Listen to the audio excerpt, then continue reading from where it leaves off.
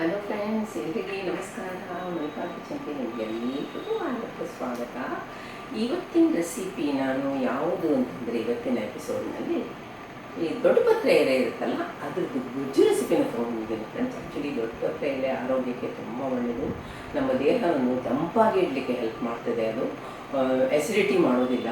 ಮತ್ತು ಅದರಲ್ಲಿ vitamin C ಇರೋದ್ರಿಂದ ಇಮ್ಯುನಿಟಿ ಬೂಸ್ಟಿಂಗ್ ಕೂಡ. ನಮ್ಮ ಚರ್ಮಕ್ಕೆ ಏನಾದರೂ ಇನ್ಫೆಕ್ಷನ್ ಆಗಿದೆ, ಅದರದ್ದು ಕಸ ತೆಗೆದು ಹಚ್ಚಿದರೆ ಎಷ್ಟೋ ನಮಗೆ ಸಮಾಧಾನಕರವಾದ ರಿಲೀಫ್ ಕೊಡ್ತದೆ. ಕೆಲವು ಇನ್ಸೆಕ್ಟ್ಸು ಅಂದರೆ ಇದು ಮಾಸ್ಕಿಟೋಸು ಅದೆಲ್ಲ ಹಚ್ಚಿದರೆ ಇದೆಯಲ್ಲ, ಸ್ವಲ್ಪ ಕೆಂಪಾಗುತ್ತಲ್ಲ, ಆವಾಗ ಅದು ರಸ ಹಚ್ಚಿದರೆ ಕೂಡ ರಿಲೀಫ್ ಸಿಗ್ತದೆ. ಮನುಷ್ಯನಿಗೆ ಡೈಜೆಷನ್ಗೆ ಅಂದರೆ ಜೀರ್ಣಶಕ್ತಿಯನ್ನು ಜಾಸ್ತಿ ಮಾಡ್ತದೆ. ಇದು ಕೆಮ್ಮಿಗೆ ಮತ್ತು ಕೋಲ್ಡಿಗೆ, ಜ್ವರಕ್ಕೆ ಎಲ್ಲ ತುಂಬ ಒಳ್ಳೆಯದು ಫ್ರೆಂಡ್ಸ್. ನನ್ನ ತಾಯಿ ನಾವು ಸಣ್ಣದಿರಬೇಕಾದ್ರೆ ಒಂದು ಎಲೆಯಲ್ಲಿ ಒಂದೇ ಒಂದು ಹರಡು ಉಪ್ಪು ಮತ್ತು ಒಂದು ಕರಿಮೆಣಸು ಹಾಕಿ ಮಡಚಿಬಿಟ್ಟು ನಮಗೆ ಹೊಟ್ಟೆ ಉಬ್ಬರ ಆದಾಗ, ಹೊಟ್ಟೆ ನೋವಾದಾಗ ಕೊಡ್ತಾಯಿದ್ರು. ಎಷ್ಟು ಒಳ್ಳೆ ರಿಲೀಫ್ ಕೊಡ್ತಿತ್ತು ಅಂದರೆ, ಈಗ ನಾವು ಅದೆಲ್ಲ ಮಾಡೋದೇ ಇಲ್ಲ. ನಾವು ಸೀದಾ ಹೋಗೋದೇ ಡಾಕ್ಟ್ರ್ ಹತ್ರ ಅಲ್ವಾ ಈಗ ಎಲ್ಲ ಹೇಳಿದ್ದು ನಾನು ನಿಮಗೆ. ಇದನ್ನು ಈ ಚಟ್ನಿ ಇದೆಯಲ್ಲ, ಇದ್ರದ್ದು ದೊಡ್ಡ ಪತ್ರೆ ಎಲೆ ಚಟ್ನಿ ಅನ್ನದ ಜೊತೆಗೆ ತುಪ್ಪ ಹಾಕ್ಕೊಂಡು ಮಿಕ್ಸ್ ಮಾಡಿದ್ರೆ ಅಥವಾ ಎಣ್ಣೆ ಹಾಕ್ಕೊಂಡು ಮಿಕ್ಸ್ ಮಾಡಿ ತಿನ್ಬೋದು. ದೋಸೆ, ಇಡ್ಲಿ, ಚಪಾತಿ ಎಲ್ಲದ್ರ ಜೊತೆನೂ ತಿನ್ಬೋದು ಫ್ರೆಂಡ್ಸ್. ಇವಾಗ ನೋಡಿ, ನಾನಿಲ್ಲಿ ಇಡ್ಲಿ ಜೊತೆ ಎಂಜಾಯ್ ಮಾಡ್ತಾ ಇದ್ದೀನಿ, ಇಡ್ಲಿ ಜೊತೆ ಸವಿತಾ ಇದ್ದೀನಿ ಫ್ರೆಂಡ್ಸ್. ತುಂಬಾ ಚೆನ್ನಾಗಾಗತ್ತೆ.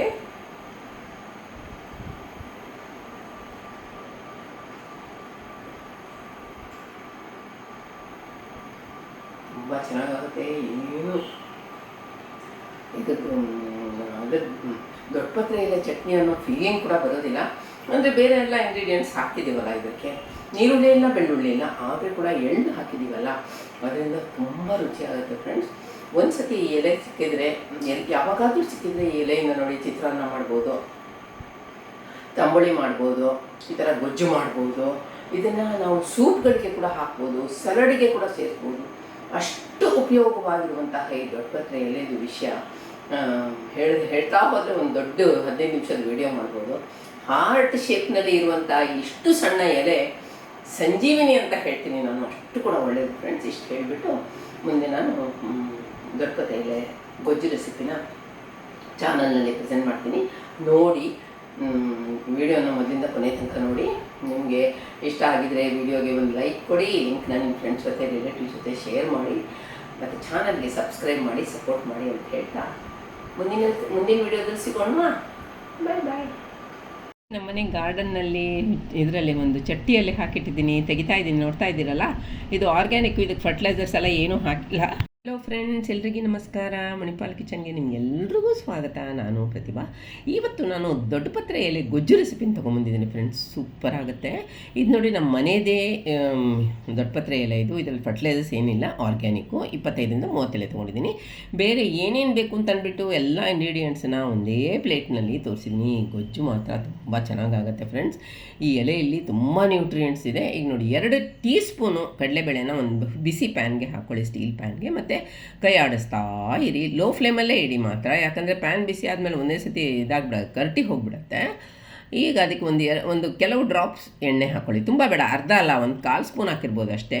ಈಗ ನೋಡಿ, ಮತ್ತೆ ಕೈ ಆಡಿಸ್ಕೊಳ್ಳಿ. ಈಗ ಅದು ಉಬ್ಬಿ ಬಂದುಬಿಡ್ತು ನೋಡಿ ಅಲ್ವಾ. ಈಗ ಅದಕ್ಕೆ 1 ಟೀ ಸ್ಪೂನು ಉದ್ದಿನಬೇಳೆ ಹಾಕ್ಕೊಳ್ಳಿ, ಅದನ್ನು ಚೆನ್ನಾಗಿ ಹುರಿರಿ. ಪರಿಮಳ ಬರ್ತಾಯಿದೆ ಫ್ರೆಂಡ್ಸ್, 2 ಒಟ್ಟಿಗೆ ತುಂಬ ಚೆನ್ನಾಗಿ ಪರಿಮಳ ಬರ್ತಾಯಿದೆ. 2 ಒಟ್ಟಿಗೆ ಹುರಿರಿ. ಈಗ ಅದಕ್ಕೆ ಬ್ಯಾಡಗಿ ಮೆಣಸಿನ್ಕಾಯಿ ನಾನು 5-6 ಮುರಿದುಬಿಟ್ಟು ಹಾಕಿದ್ದೀನಿ. ನಿಮಗೆ ನಿಮ್ಮ ಖಾರಕ್ಕೆ ಅನುಗುಣವಾಗಿ ಹಾಕ್ಕೊಳ್ಳಿ. ಮತ್ತು ಬಿಳಿ ಎಳ್ಳು 2 ಟೇಬಲ್ ಸ್ಪೂನ್ ಹಾಕಿದ್ದೀನಿ, ಆದರೆ ನಾನು ಹುರಿದಿದ್ದೇ ಹಾಕಿದ್ದೀನಿ. ನೀವು ಅದರಲ್ಲಿ ಹಾಕ್ಕೊಂಡು ಹುರಿದ್ರೂ ಆಗುತ್ತೆ, ಬಟ್ ಚೆನ್ನಾಗಿ ಬರಲಿಕ್ಕಿಲ್ಲ ಅಂತ ನಾನೇ ಹಾಕಿದ್ದೀನಿ. ಇವಾಗ ನೋಡಿ, ಕಲರ್ ಚೇಂಜ್ ಆಯಿತು, ಪರಿಮಳ ಯುಕ್ತ ಆಯಿತು.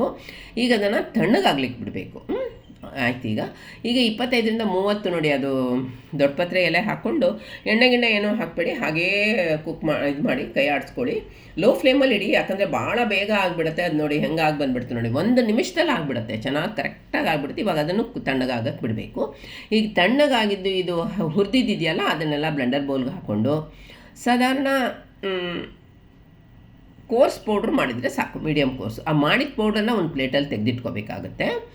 ಈಗ ನೋಡಿ, ನಾವು ಬೇಯಿಸಿದ್ದಿದೆಯಲ್ಲ ಹುರಿದಿದ್ದು ದೊಡ್ಡ ಪತ್ರೆ ಎಲೆ, ಅದನ್ನು ಬ್ಲೆಂಡರ್ ಬೌಲ್ಗೆ ಹಾಕ್ಕೊಂಡು ಅರ್ಧ ಕಪ್ಪು ತೆಂಗಿನಕಾಯಿ ತುರಿ ಹಾಕ್ಕೊಳ್ಳಿ.